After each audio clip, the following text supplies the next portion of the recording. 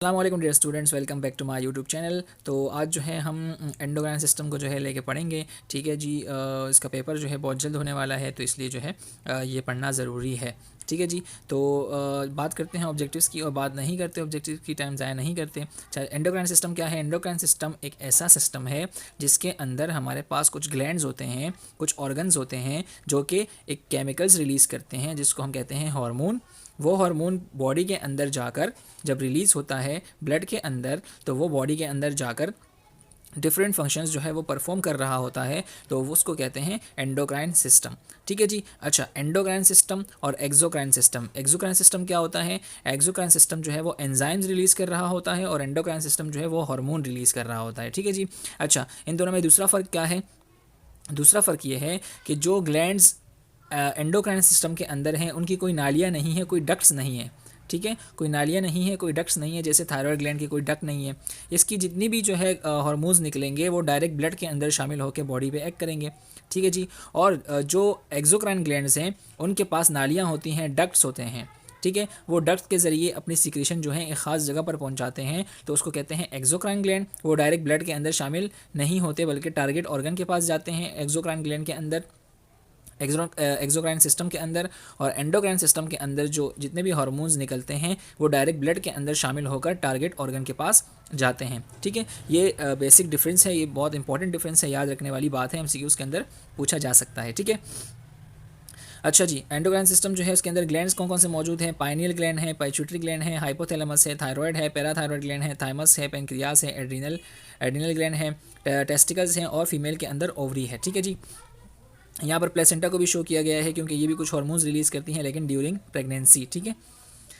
Endocrine system circulating और local hormones of the endocrine system contribute to homeostasis by regulating the activity and growth of the target cells in your body. Circulating और local hormone का मतलब क्या है कि एक hormone जो है अगर रिलीज़ हो गया और उसने उसी जगह पर काम कर दिया, करीब करीब में ही काम कर दिया, उसको कहते हैं लोकल हार्मोन।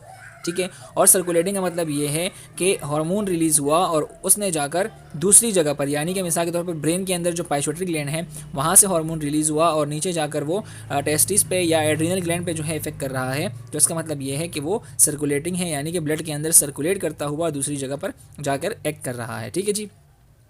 अच्छा, कंट्रीब्यूट टू द होम्योस्टेसिस। अच्छा, ये लोग होम्योस्टेसिस जो है वो मेंटेन करते हैं बॉडी का। ठीक है। और regulating the activity and growth of target cells. तो टारगेट सेल जितने भी होते हैं तो उसकी जो है ग्रोथ करवाता है और उसकी एक्टिविटीज़ को रेगुलेट करवाता है। ये एंडोक्राइन सिस्टम की डेफिनेशन है। ठीक है जी। अच्छा, hormones also regulate your metabolism. Metabolism यानी कि हमारा बॉडी के अंदर प्रोटीन्स का टूटना, नई चीज़ों का बनना, ये सेल्स का टूटना, सेल्स का बनना, इसको कहते हैं मेटाबॉलिज्म। तो ये हार्मोन्स जो हैं वे मेटाबॉलिज्म को भी रेगुलेट कर रहे होते हैं। ग्लैंड कौन कौन से हैं, नाम याद रखने की ज़रूरत है। Hypothalamus, pituitary gland, parathyroid, thyroid gland, adrenal gland, pancreas, ovaries, testis. ठीक है। थाइमस भी है लेकिन इसके अंदर थाइमस अभी नहीं दिया हुआ। अच्छा, बात करते हैं हाइपोथैलेमस की। हाइपोथैलेमस जो है is a part of brain, क्योंकि ये ब्रेन के बिल्कुल बेस पर मौजूद होता है और मौजूद होता है, इसलिए जो है वो इसको कहते हैं part of the brain. It receive messages, ये मैसेजेस भी रिसीव करता है और जो बॉडी है उसको बैलेंस स्टेट में भी रखता है। ठीक है। बैलेंस स्टेट में रखने का मतलब ये है कि उसके अंदर जो है कुछ गड़बड़ आती है, कोई चीज़ कम होती है तो उसको बढ़ाता है, और कोई चीज़ बढ़ जाती है तो उसको कम कर देता है हाइपोथैलेमस। ठीक है जी। It also send out hormone messages to pituitary gland and help to regulate the control of thirst and hunger. तो हाइपोथैलेमस क्या करता है? हमारा टेम्परेचर भी मेंटेन करता है और साथ साथ हमारी प्यास और भूख जो है इसको भी मेंटेन करता है। ठीक है। हाइपोथैलेमस जो है is the link between endocrine and nervous system. Link क्यों है? लिंक ये इसलिए है क्योंकि एंडोक्राइन सिस्टम के तौर पर भी काम कर रहा होता है, यानी कि हार्मोन्स भी रिलीज़ कर रहा है, और साथ साथ ये नर्वस सिस्टम में भी हेल्प कर रहा होता है मैसेजेस को ट्रांसफ़र करने, और जो है उसको भी उसमें भी हेल्प कर रहा होता है। ठीक है, समझ आ गई कि लिंक क्यों है? क्योंकि ये दोनों काम कर रहा है। Hypothalamus produces releasing and inhibiting hormone which stop and start the production of other hormones through out the body. तो हाइपोथैलेमस जो है हार्मोन्स रिलीज़ कर रहा होता है दो किस्म के। ठीक है। एक का नाम है रिलीजिंग हार्मोन, दूसरे का नाम है इनहिबिटिंग हार्मोन। मिसाल के तौर पर बॉडी का जो है टेम्परेचर बढ़ गया, ठीक है, तो क्या करेगा? हाइपोथैलेमस जो है वो इनहिबिटिंग हार्मोन जो है वो रिलीज़ करेगा, बॉडी के अंदर जो है मेटाबॉलिज्म को स्लो करेगा, ताकि मेटाबॉलिज्म की वजह से जो हीट प्रोड्यूस हो रही है वो कम हो जाए। इनहिबिटिंग हार्मोन की प्रोडक्शन की वजह से क्या होगा? जो टेम्परेचर बढ़ रहा है वो कम हो जाएगा, और बॉडी के अंदर टेम्परेचर कम हो रहा है तो बॉडी हाइपोथैलेमस जो है वो रिलीजिंग हार्मोन रिलीज़ करेगा, रिलीजिंग हार्मोन रिलीज़ करेगा। वो रिलीजिंग हार्मोन क्या करेगा, बॉडी के अंदर मेटाबॉलिज्म को इंक्रीज़ करेगा ताकि बॉडी की एनर्जी और टेम्परेचर इंक्रीज़ हो जाए।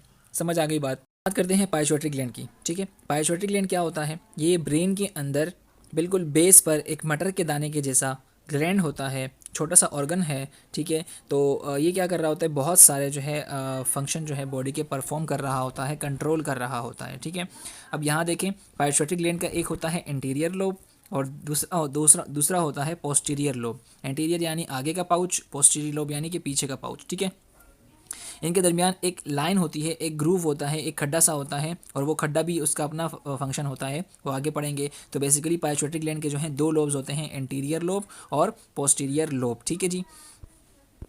अच्छा, पाइट्यूटरी स्टॉक को भी देख लें ताकि आप नीचे जो है जब हम डिटेल में जाएँ तो पता हो आपको। और ये बिल्कुल हाइपोथैलेमस के नीचे होता है। ठीक है, लोकेशन देख लें इसकी। अच्छा, पाइट्यूटरी ग्लैंड को जो है हाइपोफाइसिस भी कहते हैं, याद रखिएगा, एमसीक्यूज के अंदर पूछा जा सकता है कि pituitary gland is also called hypophysis. ठीक है, अच्छा, it is also known as master endocrine gland. Master endocrine gland ये क्यों कहलाता है, ये इसलिए मास्टर एंडोक्राइन ग्लैंड है क्योंकि इसकी जो सीक्रेशंस होती हैं वो दूसरे एंडोक्राइन ग्लैंड्स पर असर करती है और उनको एक्टिवेट करती है। यानी पाइट्यूटरी ग्लैंड अगर अपना कोई हार्मोन रिलीज़ करता है तो वो हार्मोन जाकर दूसरे ग्लैंड पर अपना एक्ट करेगा, दूसरे ग्लैंड को एक्टिवेट करेगा, दूसरे ग्लैंड को जगाएगा। ठीक है, तो बहुत सारे ग्लैंड्स को जो है ये कंट्रोल कर रहा होता है, तो इसलिए इसको कहते हैं मास्टर एंडोक्राइन ग्लैंड। ठीक है, पी शेप स्ट्रक्चर होता है, बात कर ली हमने। तो pituitary gland itself has a master the hypothalamus. अच्छा, एक पाइट्यूटरी ग्लैंड तो है वो दूसरे ग्लैंड्स को जो है वो कंट्रोल कर रहा है, लेकिन पाइट्यूटरी ग्लैंड को जो है वो कौन कंट्रोल कर रहा है, वो हाइपोथैलेमस कंट्रोल कर रहा है। हाइपोथैलेमस कैसे कंट्रोल कर रहा है, मैंने आपको ऊपर बताया था कि हाइपोथैलेमस जो है वो एक हार्मोन रिलीज़ करता है, एक रिलीजिंग हार्मोन रिलीज़ करता है और दूसरा इनहिबिटिंग हार्मोन रिलीज़ करता है। जो इनहिबिटिंग हार्मोन है वो अगर रिलीज़ होगा तो पाइट्यूटरी ग्लैंड की एक्टिविटीज़ बंद हो जाएंगी, क्योंकि इनहिबिटिंग का मतलब ये इनहिबिट यानी रोकना।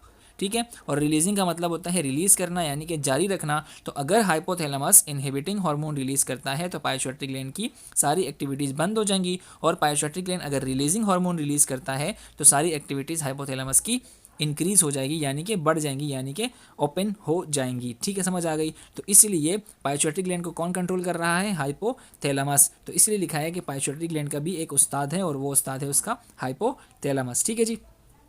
It lies in pituitary fossa of sella tunica of the sphenoid bone. तो स्फिनॉइड बोन जो कि हमारे स्कल की बेस के अंदर मौजूद होती है वहाँ पर ये लाई करता है। इट अटैच विद स्टॉक, हमने बात कर ली और ऊपर डायग्राम में देख लिया कि स्टॉक के साथ कैसे अटैच होता है। इट हैज़ 2 लोब्स, बिल्कुल एंटीरियर और पोस्टीरियर लोब। ठीक है जी। अच्छा, anterior lobe adeno hypophysis. Anterior lobe जो होता है इसका दूसरा नाम है एडिनो हाइपोफाइसिस। याद रखने के लिए आप देख लें कि एंटीरियर के शुरू में भी ए है और एडिनो हाइपोफाइसिस के शुरू में भी ए होता है, तो एंटीरियर लोब को एडिनो हाइपोफाइसिस भी कहा जाता है। एमसीक्यूज के हवाले से इंपॉर्टेंट है। अच्छा, एंटीरियर लोब यानी कि मटर का जो दाना होता है उसको अगर बीच से 2 करें और जो एंटीरियर लोब आगे का हिस्सा होता है उसके अंदर से 5 हार्मोन्स रिलीज़ होते हैं, 5 हार्मोन रिलीज़ होते हैं। ठीक है जी। पहला हार्मोन क्या है, सोमेटोट्रॉफ, दूसरा है थ्रोट्रॉप्स, तीसरा है गोनेडोट्रॉप्स, चौथा है लैक्टोट्रॉप्स और पांचवा है कॉर्टिकोट्रॉप्स। इसको याद रखने के लिए ऐसा याद रखिएगा, देखें, सोमा का मतलब बायोलॉजी के अंदर होता है बॉडी और ट्रॉफ का मतलब होता है स्टिमुलेट यानी कि जगाना। ठीक है, तो सोमेटोट्रॉफ यानी कि बॉडी को जगाना।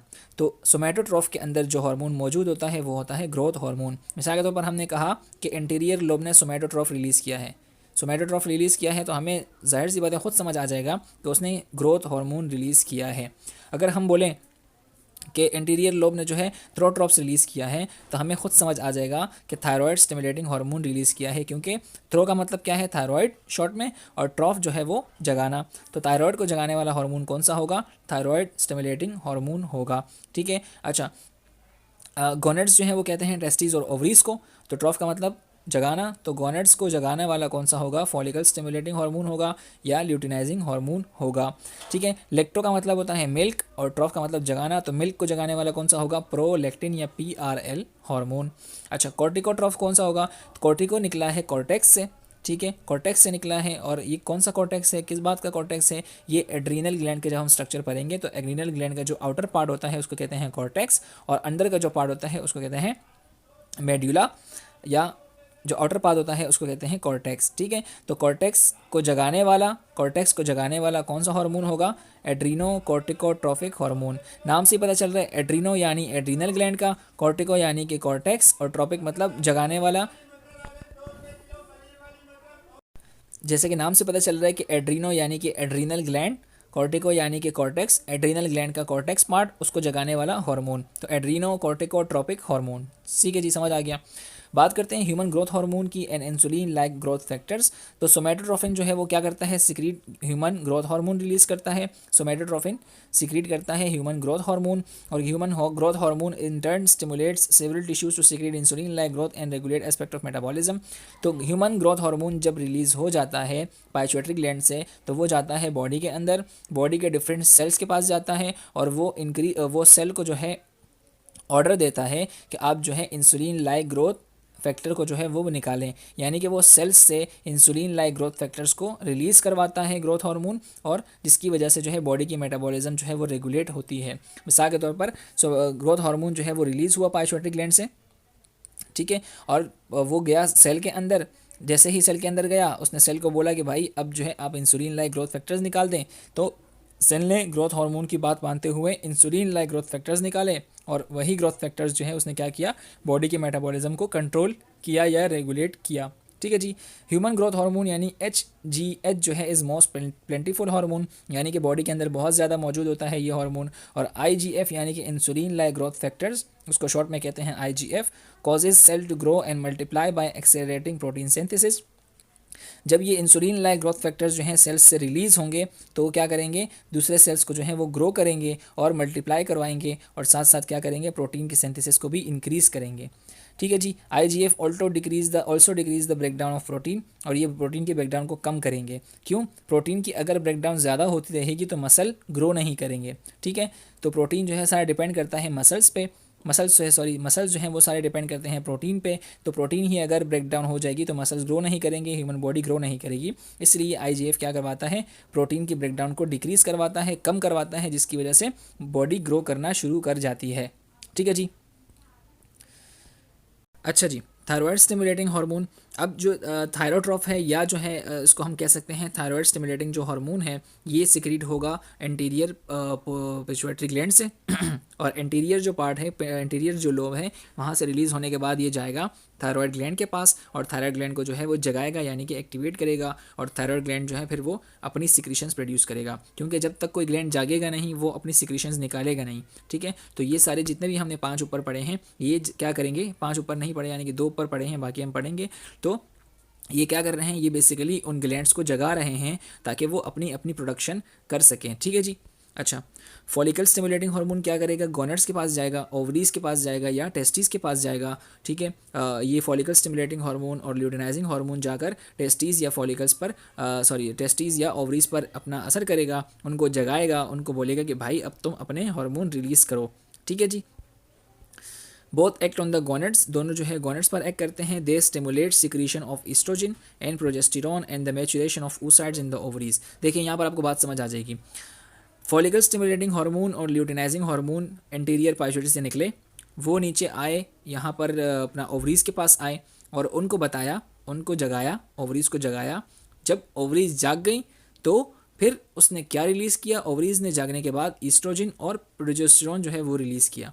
ठीक है, ईस्ट्रोजन और प्रोजेस्टेरॉन रिलीज़ किया, और साथ साथ जागने के बाद उनने oocyte जो है वो बनना स्टार्ट हो गई, मैच्योरेशन होना स्टार्ट हो गई। तो बेसिकली फॉलिकल स्टिमुलेटिंग हार्मोन और ल्यूटिनाइजिंग हार्मोन ने क्या काम किया? उसने सिर्फ ओवरीज और टेस्टिस को जगाया, और जब वो लोग दोनों जाग गए तो उन्होंने अपने अपने जो सिक्रीशन से, अपने अपने जो हार्मोन से, अपने अपने जो एंजाइम्स हैं वो रिलीज़ करना शुरू कर दिए।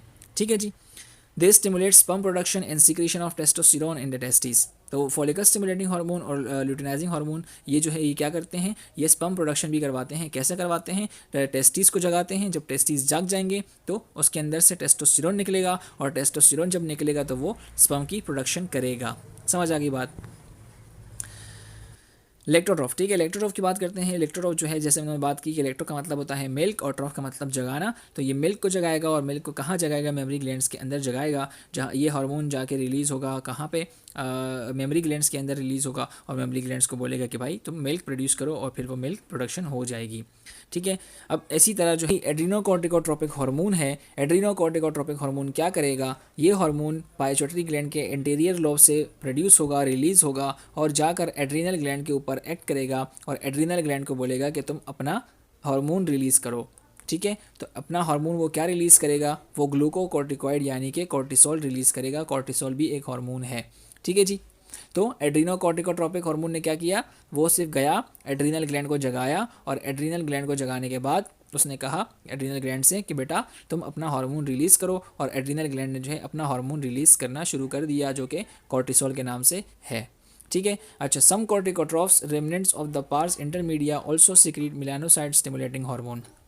अच्छा, जैसे ही इंटीरियर लोब से जो है एड्रीनोकॉर्टिकोट्रोपिक हार्मोन रिलीज़ होता है तो एड्रीनोकॉर्टिकोट्रोपिक हार्मोन के रिलीज़ होने की वजह से जो पार्स इंटरमीडिया है यानी कि जो इंटीरियर लोब और पोस्टीरियर लोब होता है पाइट्यूटरी ग्लैंड का, उसके बीच में एक लाइन होती है, एक गैप होता है छोटा सा, तो उस गैप के अंदर से एक हार्मोन रिलीज़ होता है MSH मेलानोसाइट स्टिमुलेटिंग हार्मोन। ठीक है। मेलानोसाइट स्टिमुलेटिंग हार्मोन क्या करेगा, ये मेलानोसाइट को जो है वो स्टिमुलेट करेगा। मेलानोसाइट क्या होते हैं, मेलानोसाइट ऐसे सेल्स होते हैं बॉडी के अंदर जो कि डार्क पिगमेंटेशन यानी कि ब्लैक कलर को कंट्रोल कर रहे होते हैं। जिनके अंदर मेलानोसाइट ज़्यादा निकल रहे होते हैं बॉडी के अंदर वो ब्लैक होते हैं और जिनके अंदर मेलानोसाइट्स की प्रोडक्शन कम होती है वो वाइट होते हैं लोग। ठीक है। अच्छा, अब पोस्टीरियर लोब जो है इसको कहते हैं न्यूरो हाइपोफाइसिस, एंटीरियर लोब को क्या कहते हैं एडिनो हाइपोफाइसिस, पोस्टीरियर लोब को क्या कहेंगे न्यूरो हाइपोफाइसिस। ठीक है जी। पोस्टीरियर लोब जो है ये दो पार्ट्स के अंदर होता है। ठीक है। तो उसकी डिटेल में जाने की ज़रूरत नहीं है। तो दोनों पार्ट्स के नाम ये दिए हुए हैं, पार्ट्स नर्वोसा और दूसरा है इन्फंडिब्यूलम, तो इस पर जाने की ज़रूरत नहीं है ज़्यादा। ठीक है। 10,000 टर्मिनल इज कॉल्ड पाइट्यूसाइट्स, 10,000 यानी सेल्स होते हैं। पोस्टीरियर लोब जो है कितने सेल से बना हुआ होता है, 10,000 सेल से बना हुआ होता है। ठीक है जी। इसके अंदर से 2 हार्मोन रिलीज़ होते हैं, इंटीरियर में से 5 निकल रहे थे और पोस्टीरियर में से 2 निकल रहे हैं और एक का नाम है एंटी डायूरेटिक हार्मोन ADH, दूसरे का नाम है ऑक्सीटोसिन। ठीक है जी। एंटी डायूरेटिक हार्मोन क्या होता है, एंटी का मतलब होता है अगेंस्ट और डायूरेटिक मतलब इंक्रीज यूरिन प्रोडक्शन, तो it is also called vasopressin. हमारी बॉडी के अंदर अगर diuretic anti diuretic hormone release ना हो तो हमारी जो है सारे जो मिनरल्स हैं, सारे जो सोडियम है, जितनी भी चीज़ें हैं हमारी बॉडी के अंदर मिनरल्स की मौजूद होती हैं वो सारी यूरिन के ज़रिए पास हो जाएँ। क्यों? क्योंकि जब एंटी डायूरेटिक हार्मोन ही रिलीज़ नहीं होगा तो हमें यूरिन ज़्यादा आएगा और हम यूरिन ज़्यादा पास करेंगे जिसकी वजह से बॉडी डिहाइड्रेट हो जाएगी। तो एंटी डायूरेटिक हार्मोन क्या करता है, यूरिन की जो इंक्रीज प्रोडक्शन होती है उसको कम करता है, उसको कंट्रोल करता है। ठीक है जी। It is also called vasopressin और वेजोप्रेसिन इसको इसलिए कहते हैं क्योंकि ये ब्लड प्रेशर को भी मेंटेन कर रहा होता है। ठीक है। अच्छा, बात करते हैं ऑक्सीटोसिन की। ऑक्सीटोसिन के जो है क्या होता है, ये क्विक आफ्टर बर्थ जो है जैसे ही बर्थ हो जाती है तो उसके बाद फ़ौरन से ये रिलीज़ होना शुरू हो जाता है। ठीक है जी।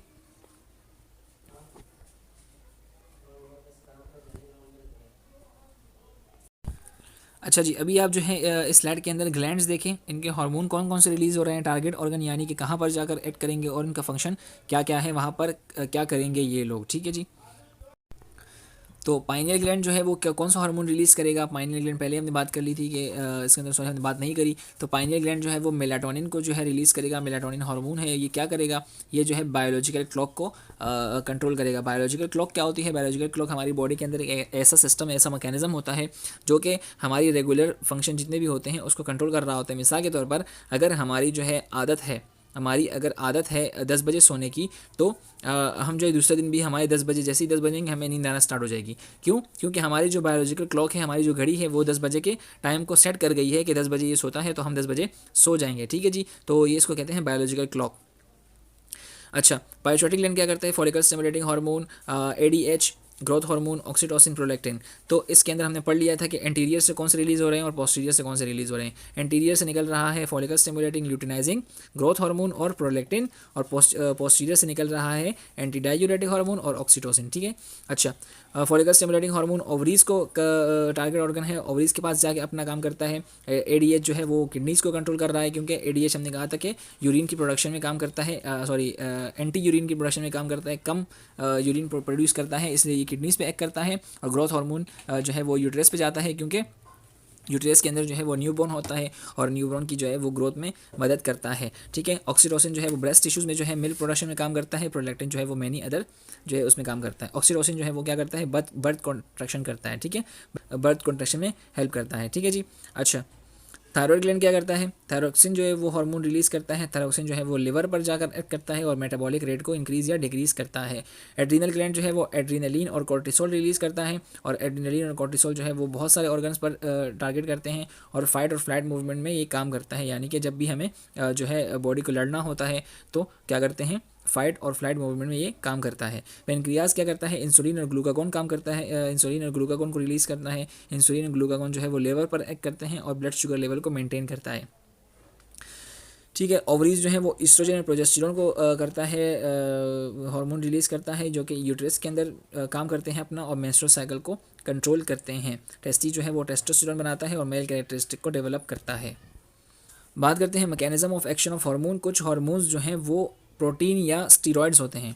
इनका नेचर यानी कि लिपिड सोल्यूबल हार्मोन होते हैं जो कि लिपिड के अंदर इजीली सोल्यूबल हो जाते हैं। ठीक है जी, तो वो कैसे सोल्यूबल हो जाते हैं, ये देखिए ब्लड स्ट्रीम कैपिलरी के अंदर आपको हार्मोन नज़र आ रहा है, लिपिड सोल्यूबल हार्मोन नज़र आ रहा है। ये जाता है, सेल है ये हमारे पास, सही है, सेल के पास जाता है और क्या करता है, डिफ्यूज़ हो जाता है। ठीक है, क्योंकि सोल्यूबल होता है और ये डिफ्यूज़ हो जाता है सेल के अंदर।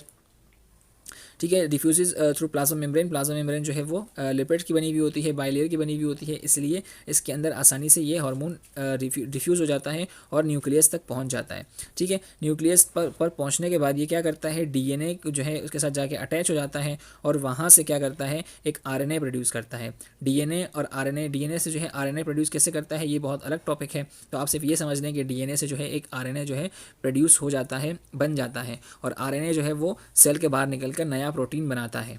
ठीक है, तो ये सारा मैकेनिज्म होता है, इस तरह हार्मोन एक्ट करता है। जो भी कोई प्रोटीन जो है बॉडी को चाहिए होता है तो हार्मोन्स रिलीज होते हैं, हार्मोन्स जाते हैं सेल के पास, सेल के अंदर न्यूक्लियस के पास, न्यूक्लियस के अंदर डीएनए होता है, डीएनए के ऊपर एक्ट करके डीएनए से हमारा अपना निकालते हैं आरएनए और आरएनए जो है वो नया प्रोटीन बनाने में हेल्प करता है। ठीक है जी, इस तरह इनका मैकेनिज्म ऑफ एक्शन होता है। थायराइड ग्लैंड की बात करते हैं, बटरफ्लाई शेप होती है, located just inferior to larynx, larynx के बिल्कुल नीचे होता है जैसे आपको यहाँ पर नज़र आ रहा है। ठीक है जी, 2 लोब्स होते हैं इसके, एक राइट और एक लेफ्ट। ठीक है, कनेक्टेड बाय इथमस, इथमस जो है एक बोन का नाम है। इससे नॉर्मल मास जो है वो 30 ग्राम होता है इसका। इट रिसीव्स 80 या 120 ml ऑफ ब्लड पर मिनट। तो थायराइड ग्लैंड के पास से जो गुजर रहा होता है ब्लड, अंदर से जो गुजर रहा होता है 80 या 120 ml ऑफ ब्लड 1 मिनट के अंदर गुजर रहा होता है। थायराइड ग्लैंड को बैक व्यू दिखाया गया है, आपको छोटे छोटे नजर आ रही हैं, पैरा थायराइड ग्लैंड है। पैरा का मतलब होता है बराबर में और थायराइड मतलब थायराइड के बराबर में छोटे छोटे ग्लैंड्स। ठीक है जी, तो बात करते हैं थायराइड ग्लैंड की। तो थायराइड ग्लैंड जो है इसका ये है follicular cells produce. Follicular cell जो है थायराइड के स्ट्रक्चरल एंड फंक्शनल यूनिट होते हैं, यानी कि थायराइड ग्लैंड जो बना हुआ होता है वो फॉलिकुलर सेल्स से बना हुआ होता है और यही फॉलिकुलर सेल्स जो है वो 2 हार्मोन रिलीज़ करते हैं। 2 हार्मोन रिलीज़ करते हैं, एक का नाम है T3, दूसरे का नाम है T4। T4 को जो है थायरोक्सिन भी कहते हैं या टेट्रा आयोडोथायरोनिन भी कहते हैं और 3T को जो है वो ट्राई आयोडोथायरोनिन कहते हैं। इन दोनों को कैसे याद रखेंगे, देखें T3 है ना, T3 तो 3 से आप लिखेंगे ट्राई, ट्राई मतलब 3 होता है। ठीक है, और T4 यानी कि टेट्रा, तो टेट्रा मतलब 4 होता है, तो इसलिए T3 को क्या कहते हैं, ट्राई आयोडोथायरोनिन और T4 को कहते हैं टेट्रा आयोडोथायरोनिन या थायरोक्सिन। ठीक है, अच्छा, पैराफोलिकुलर सेल्स, सी सेल्स, यानी कि एक तो फॉलिकुलर सेल्स हो गए जो कि इसके मेन सेल्स हैं, इसके साथ और सेल्स भी मौजूद होते हैं, पैराफोलिकुलर सेल्स भी कहलाते हैं। पैरा का मतलब होता है बराबर में, फॉलिकुलर यानी कि फॉलिकल के बराबर में, और दूसरे सेल्स भी होते हैं सी सेल्स इसको। तो ये सी सेल्स जो है ये क्या करते हैं, ये जो है कैल्सिटोनिन की प्रोडक्शन करते हैं, कैल्सिटोनिन को जो है वो प्रोड्यूस करते हैं। कैल्सिटोनिन क्या है, कैल्सिटोनिन एक ऐसा हार्मोन है जो कि बॉडी के अंदर कैल्शियम को जो है वो कंट्रोल कर रहा होता है। कैल्शियम की अगर मिकदार बढ़ जाती है तो उसको कम कर रहा होता है और अगर कम हो गई होती है तो को बढ़ा रहा होता है। ठीक है जी, तो फॉलिकुलर सेल्स क्या करते हैं, सी सेल्स को प्रोड्यूस करते हैं, फॉलिकुलर सेल्स क्या करते हैं, फॉलिकुलर सेल के बराबर में सेल्स होते हैं, उसको कहते हैं पैराफॉलिकुलर सेल्स, और पैराफॉलिकुलर सेल्स जो है वो कैल्सिटोनिन को प्रोड्यूस कर रहे होते हैं। और T4 और T3 क्या कर रहे होते हैं, ये जो है रेगुलेट कर रहे होते हैं बॉडी की एनर्जी को। ठीक है जी, कि एनर्जी कम यूज़ होनी है या ज़्यादा यूज़ होनी है, तो यही बातें सारी लिखी हुई है नीचे। Calcitonin regulate calcium homeostasis. अगर एमसीक्यूज के अंदर आपसे पूछा जाए कैल्सिटोनिन कहाँ रिलीज कौन से सेल से रिलीज होता है, तो आपने बोलना है पैराफॉलिकुलर सेल से या सी सेल से जो है वो कैल्सिटोनिन रिलीज होता है। ठीक है जी, अच्छा, regulating the rate at which your body uses calories, यानी एनर्जी के यूज़ में ये काम कर रहा होता है T4 और T3। स्लोइंग डाउन और speeding up your heart rate. Heart rate जो है उसको स्लो भी कर रहा होता है या तेज़ भी कर रहा होता है। रेजिंग और lowering your blood body temperature, आपका जो बॉडी टेम्परेचर है कुछ हद तक जो है ये भी कंट्रोल कर रहा होता है। Influencing the speed at which food moves through your digestive track, और ये स्पीड को भी कंट्रोल कर रहा होता है जिस हिसाब से डाइजेस्टिव ट्रैक जो है वो खाने को नीचे उतार रहा होता है।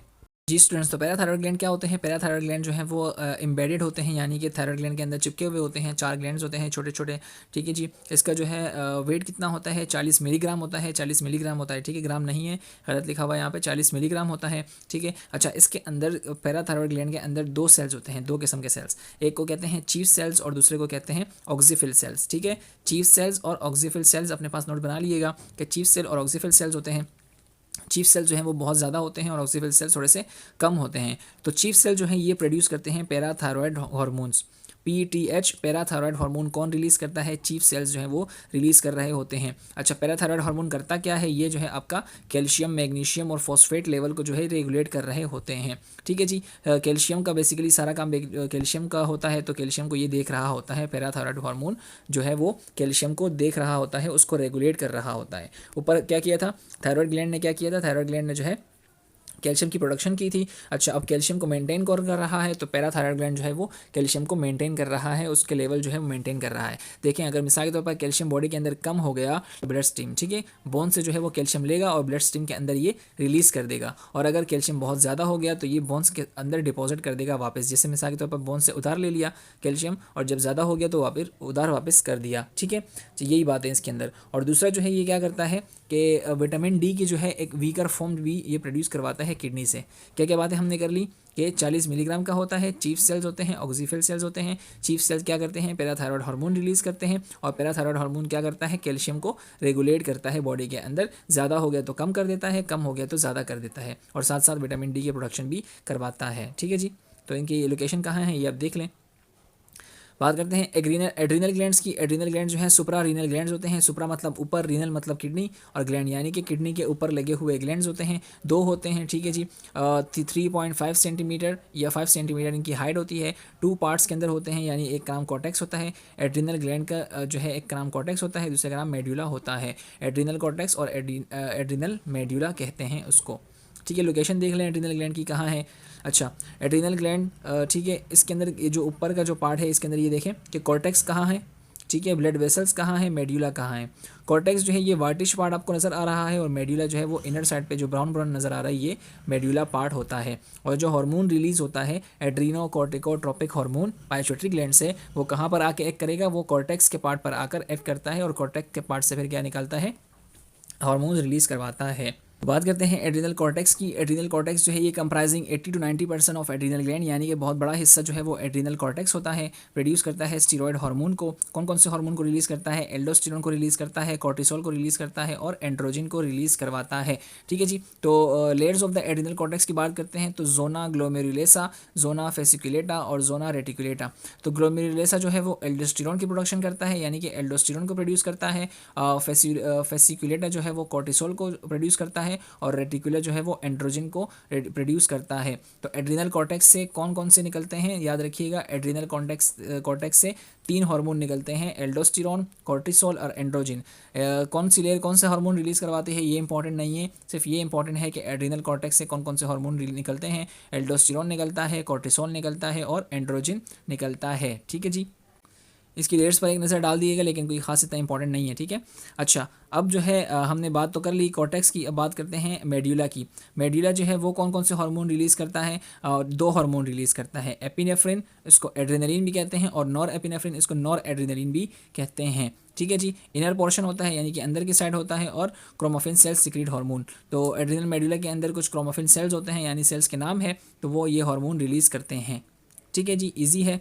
करते हैं थाइमस ग्लैंड की। ये क्या होता है? Located behind sternum behind the lungs, ठीक है। लोकेटेड क्या होता है? स्टर्नम के पीछे होता है, ठीक है। मेजर रोल इसका इम्यूनिटी के अंदर होता है। हार्मोन कौन कौन से प्रोड्यूस करता है? Thymosin, thymic humoral factor THF, THF क्या? थाइमोल लीमोरल फैक्टर, और थाइमिक फैक्टर TF। तो इसके अंदर कोई इतना कोई खास याद रखने वाली चीज़ नहीं है, सिर्फ आप ये याद रखें कि थाइमस ग्लैंड जो है वो T सेल्स की मैच्योरेशन में काम करता है। और T सेल्स क्या हैं? T सेल्स जो हैं हमारी बॉडी के इम्यूनिटी में काम करते हैं। B सेल्स होते हैं और T सेल्स होते हैं, ठीक है। तो T सेल्स जो मैच्योर होते हैं तो वो क्या करते हैं?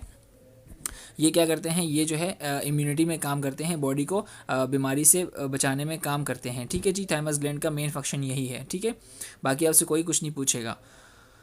अच्छा, ट्रेकिया और थाइमस देख लें कहाँ है, लंग्स के बीच में, ट्रेकिया के बिल्कुल आगे। ठीक है, अच्छा बात करते हैं पाइनियल ग्लैंड की। तो पाइन कौन शेप होता है इसका, पाइनियल ग्लैंड में आपको क्या दिखाऊँ, ये देखें पाइनियल ग्लैंड जो है वो ये है।